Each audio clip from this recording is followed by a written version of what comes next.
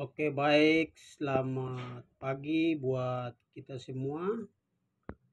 Di kesempatan pagi hari ini, perkenalkan nama saya Krisonia Tipai. Di sini saya akan menjawab tentang soal yang Bapak sudah berikan, materi ujian mata kuliah perencanaan wilayah dan kota. Terus di sini soal nomor 1, jelaskan tujuan dan manfaat mempelajari mata kuliah perencanaan wilayah dan kota. Baik, di sini saya jawab nomor 1, tujuan dan manfaat perencanaan wilayah dan kota. Di sini sebagai tujuan yaitu menciptakan kehidupan yang efisien, yang serta lestari, dan pada akhirnya menghasilkan rencana yang menetapkan lokasi dan berbagai kegiatan yang direncanakan baik oleh pihak pemerintah maupun swasta. Itu sebagai tujuan. Terus kita masuk di manfaat. Manfaat bagi siapa dia mahasiswa atau siswi harus menghasilkan lulusan terbaik, mempunyai pengetahuan atau kaidah, keilmuan di bidang perencanaan wilayah dan kota. Dan dia harus mempunyai berbasis potensi di daerahnya sendiri dan mampu merespon tentang perubahan paradigma global dan lokal. Untuk jawaban nomor 2,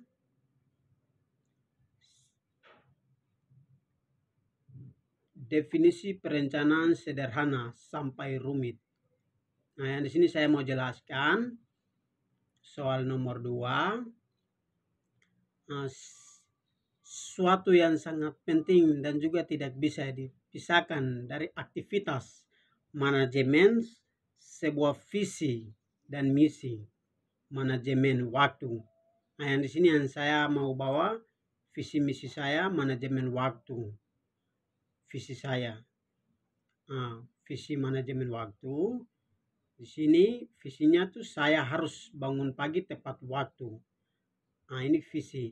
Misi saya tetap semangat dalam proses penyelesaian tugas dan tanggung jawab. Terus menentukan apa yang ingin dicapai pada masa yang akan datang serta menetapkan tahap-tahap yang dibutuh untuk mencapainya. Jawaban nomor 3, jenis-jenis paradigma Glaxon dan dan pandangan Hanafiya.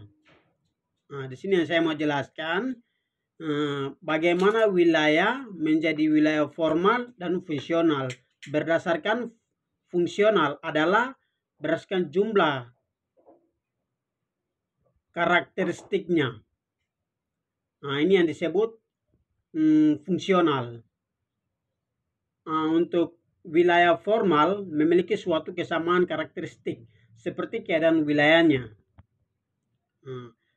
Misalnya macam keadaan wilayah lokasi. Terus yang kedua jenis tanah. Yang ketiga relief. Yang keempat iklim dan cuaca. Yang kelima sumber daya. Kita masuk di lokasi yang saya mau jelaskan. Kita bisa melihat dengan geografis. Di dalam geografis kita bisa melihat luas wilayah, bentuk dan posisi koordinat di peta tersebut. Itu yang dimaksud dengan letak lokasi. Nah, sekarang kita masuk di jenis tanah. Nah, di sini yang saya mau jelaskan, jenis tanah ini adalah kondisi tanah yang ada di sebuah lokasi. Misalnya jenis tanah, ada dua jenis tanah, yaitu yang satu aluvia atau tanah vulkanik dan sebagainya. Nah, ini yang saya jawab ini jenis tanah. Terus yang ketiga, relief. Jadi relief biasanya dilihat dengan bentuk permukaan atau ketinggian di suatu wilayah. Nah, terus yang kelima, iklim dan cuaca. Nah, jadi di sini iklim bisa disebut dengan rata-rata terdiri dari waktu tertentu dan cuaca. Nah, cuaca itu di dalam waktu tertentu yang disebut wilayah. Nah, masuk yang keenam, sumber daya. Jadi setiap wilayah memiliki sumber daya. Pastinya di setiap wilayah mempunyai sumber daya, misalnya air. Nah, kedua, minyak bumi. Yang ketiga, batu bara. Yang keempat, pasir dan sebagainya yang ada di wilayah tersebut. Nah, kita masuk dengan flora dan fauna. Nah, flora dan fauna ini berkait dengan berbagai keadaan tumbuhan dan juga jenis hewan yang mendiami sebuah wilayah tersebut atau wilayah itu. Kita masuk di jawaban yang keempat, yaitu jelaskan jenis-jenis kota dan cakupannya. Nah, di sini yang saya mau jelaskan. Di sini ada 4 jenis kota. Yang satu, kota kecil. 2, kota sederhana. Yang ketiga, kota besar. Yang keempat, kota metropolitan. Jadi di sini kota kecil memiliki jumlah penduduk 20 hingga 50 jiwa penduduk. Nah, terus yang kedua, kota sedang. Kota sedang ini memiliki jumlah penduduk 50 sampai 100 jiwa penduduk. Masuk ke nomor 3, kota besar. Kota besar ini memiliki jumlah penduduk 100 sampai 1 juta jiwa penduduk. Nah, masuk yang keempat. Ini tadi ketiga, maaf. Sekarang yang keempat, kota metropolitan memiliki jumlah penduduk 1000 jiwa sampai dengan 50 juta jiwa penduduk. Terus kita masuk di jawaban kelima. Pendataan masing-masing terkait kota tempat Anda berdomisili berdasarkan teori perencanaan dunia. Oke, yang di sini saya mau jelaskan yang mengetahui yang di tempat saya. Yang di sini saya ketahui di tempat saya tinggal atau tempat saya tinggal banyak yang saya ketahui banyak organisasi. Yang saya ketahui banyak organisasi, tapi yang saya pahami atau yang saya lihat di tempat tinggal saya, mahasiswa-siswi banyak, ada mahasiswa-siswi mengikuti misalnya organisasi dari kampus, terus forum dan lokal. Terus yang saya ketahui, kalau organisasi dari kampus, organisasinya yang pertama organisasi kampus, yang kedua himpunan mahasiswa jurusan, yang ketiga badan eksekusi mahasiswa atau disebut BEM. Nah, yang keempat senat mahasiswa, yang kelima unit kegiatan mahasiswa. Oke, terus masuk lagi di organisasi forum dan lokal.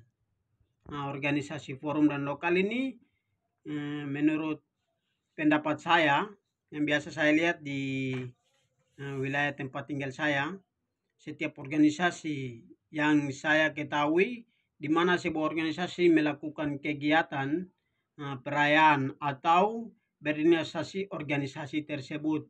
Misalnya macam organisasi kampus saya tidak tahu biasanya bagaimana, tetapi yang saya mengetahui organisasi forum dan lokal.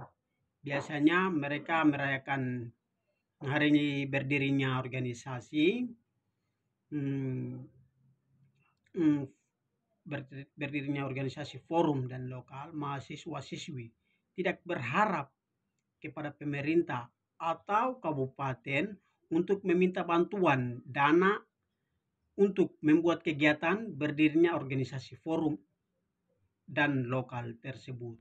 Tetapi mahasiswa-siswi biasanya mereka mencari dana. Nah, dengan bekerja, menjual, menjual dan menjalankan sumbangan iuran wajib. Nah, ini yang saya ketahui. Situ mahasiswa dari forum mahasiswa-siswi yang biasa mengikuti forum, mereka tidak meminta dana kepada kabupaten atau pemerintah kabupaten, karena forum ini disebut macam sekelompok organisasi dari kabupaten tersebut. Jadi di mana pada saat kegiatan acara berdirinya organisasi forum, mereka tidak meminta sumbangan atau bantuan dari pemerintah tersebut, tetapi mereka bekerja keras, menjual, dan meminta iuran wajib sesuai anggota yang ada di forum. Nah, mungkin jawaban dari saya mungkin sampai di sini. Dan akhir kata, shalom, terima kasih, selamat pagi.